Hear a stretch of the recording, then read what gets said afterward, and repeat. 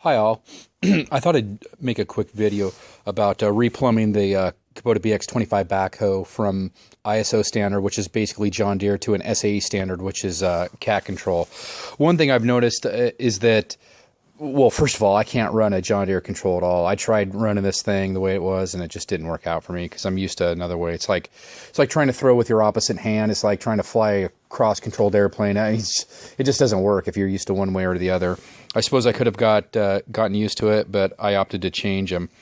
The one thing I don't like is that in order to dig with the way the BX25 is, or at least the way it seemed to me, is that you'd have to push on this lever and have to pull on this lever, and that just didn't make any sense. With the SAE standard, you basically pull on both levers at the same time.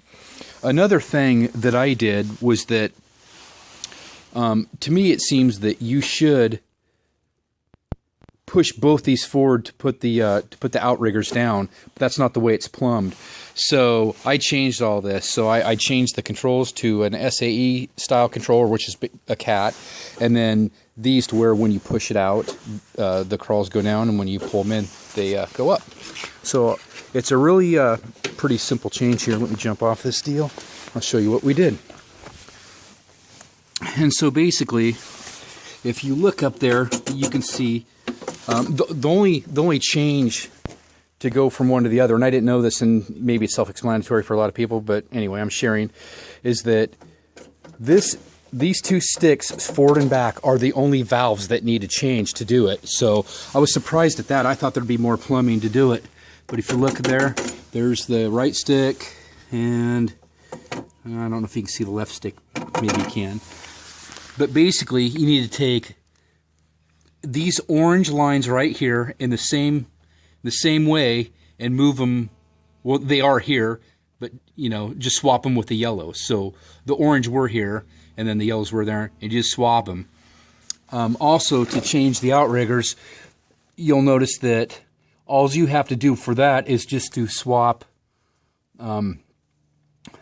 just reverse these two, top and bottom.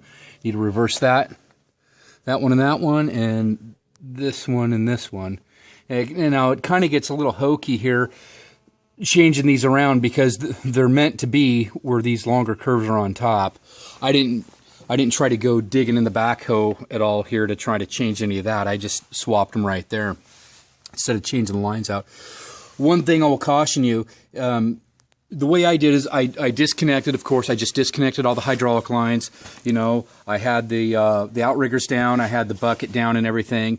And when you undo these, you'll lose just a negligible amount of oil, not even worth having a cup underneath. At least that's the way, that's what I experienced, because I didn't lose hardly any oil. But I will say that these things, you need to be extremely careful.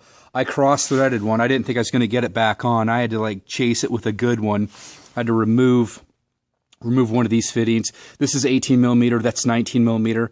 I had to remove one and chase it with a working one because one of these somehow got cross-threaded, and I didn't put that much force on it at all. So that's one thing you'll need to, like, when you remove these, actually you'd be removing that one. When you remove them, make sure that you pull that forward on this tube and just be very diligent. I would basically hand tighten all these, and then once I was sure that they aren't cross-threaded, to go back and tighten them up. And you may need to loosen some others to get them tight and whatnot.